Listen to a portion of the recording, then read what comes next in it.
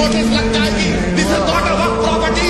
हम वक्फ बचाने निकले हैं, हम वक्फ बचाने निकले हैं, हम वक्फ बचाने निकले हैं, हम वक्फ बचाने निकले हैं। कानून जो काला हम इसको मिटाने निकले हैं, हम इसको मिटाने निकले हैं। मुस्लिम को निशाने पर रख कर वोटों की खरीदारी देखो, मुस्लिम को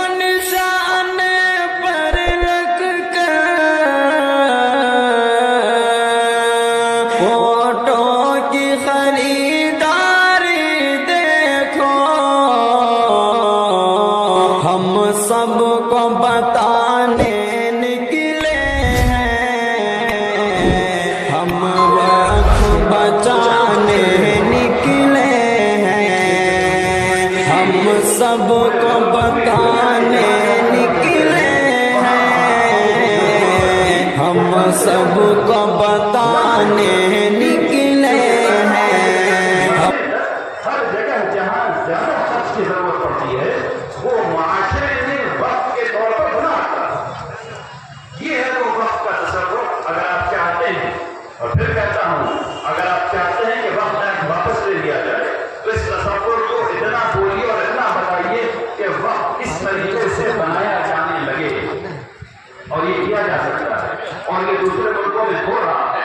मैं जानता हूं, मैं गवाह हूं इस बात का कि दूसरे मुल्कों में ये हो रहा है, और हम लोग अगर चाहें हम सबको बताने निकले हैं, हम सबको बताने निकले हैं।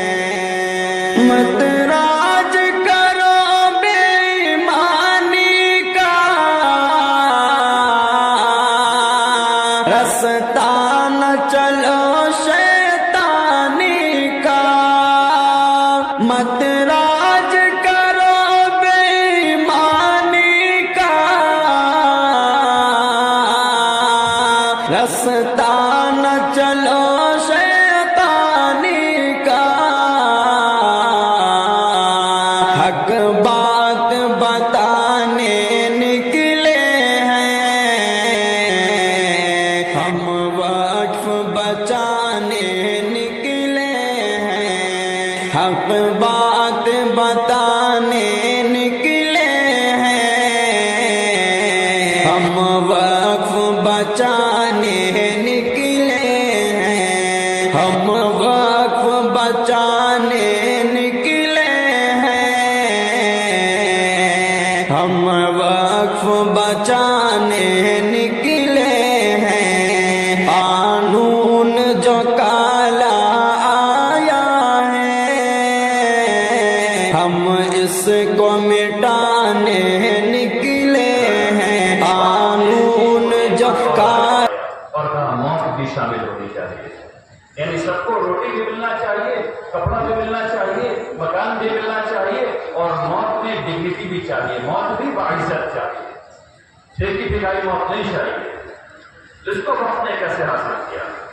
असल में वक्त का जो तसव्वुर है वो हम लोगों के जहन से निकल गया, क्योंकि जब अंग्रेज आए तो उन्होंने देखा कि वक्त ने ऐसा माशरा बना रखा है जिसमें समाजी बराबरी ऐसी है कि अगर इसको नहीं तोड़ा तो हिंदुओं के दरमियान और मुसलमानों के दरमियान तफरीक नहीं की जा सकती। उन्होंने देखा कि अगर इस चीज को नहीं तोड़ा गया तो सोशल जस्टिस का तसव्वुर जो वक्त ने कायम किया हुआ है उसके बगैर यानी वो अपने हुकूमत कायम नहीं कर सकते।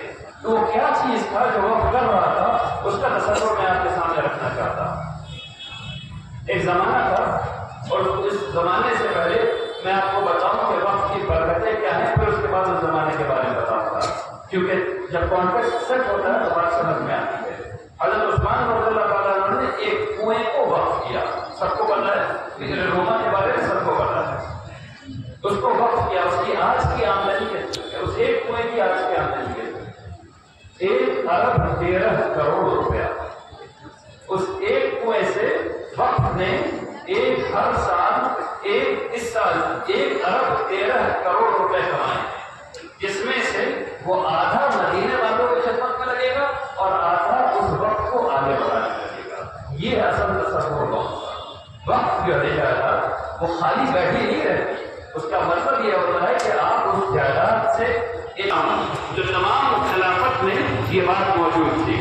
تو خلافت میں کیا ہوتا تھا؟ یہ ہوتا تھا کہ اگر کسی کو بچہ ہونے والا ہے تو اس بچے کی پیدائش میں جو لوگ مدد کرنے والے ہیں انہوں نے ٹریننگ کہاں حاصل کی؟ وہ جو دائی اماں تھیں بالکل جو نسل زمانے میں کہی جاتی تھی ان کو ٹریننگ کہاں سے ملی؟ ان کو وقت کے اسپتال سے ملی. اس زمانے میں اسپتال مستشفیٰ کہلاتے تھے اور کلینک کو مطلب کہا جاتا تھا. تو یہ لوگ وہاں سے جاتے تھے اور وہاں سے ڈاکٹر نرسز آتے.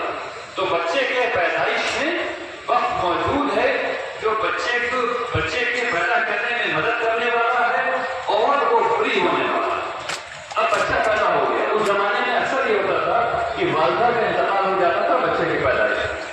اب اس خدا نخواستہ اس بچی کا انتقال ہو گیا تو اب اس بچے کو دودھ پلانے کا انتظام کس کو کرنا ہے؟ اس کے لیے ایک الگ وقت بنا. اس میں جو بوا اماں آئیں گی جو اس بچے کو دودھ پلائیں گی وہ مفت میں نہیں پلائیں گی، اس کی اجرت دی جائے اور وہ وقت. تو پہلی جگہ جو مکتب کیا ہے اس مکتب کو وقت میں قائم کیا ہوا اور اس میں جو آدمی پڑھا رہا ہے اس کی سیلری وقت سے آ رہی ہے. اس لیے آپ کے بچے کی ابتدائی تعلیم ہو، اس کے بعد اس کو دوسرے مرحلے کی تعلیم چاہیے. اس کے لیے وقت میں اسکول بنا رکھا ہے یعنی مدرسہ بنا رکھا ہے اور وہاں کی تعلیم ہو کیونکہ جو سیلری مل رہی ہے وہ کہیں اور سے آ رہی ہے اور کھانا جو مل رہا ہے وہ دوسرے وقت سے آ رہا ہے. اس کے بعد اس کو کالج جانے کی ضرورت پڑی اور وہ بھی لوگ جو سیلری وقت سے آ رہی ہے. اس کے بعد اس کو شادی کی ضرورت پڑی اور اس کے شادی میں اس کی بیوی کے پاس کپڑا نہیں تھا تو باقاعدہ ایک وقت تھا میرے بھائیوں جو دلہن کو نیا کپڑا بنا کر کے دیتا تھا. اور سنیے ایک وقت تھا جو دلہن کو زیور دیتا تھا. یہ ہے وقت.